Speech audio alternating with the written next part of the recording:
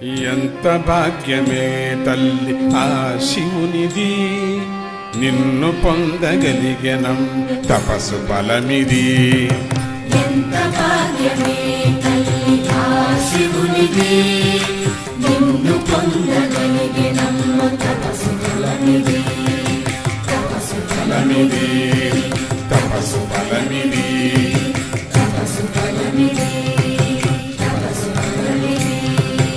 ఎంత భాగ్యమే తల్లి ఆ శివునిది, నిన్ను పొందగలిగెనం తపస్సు ఫలమిది.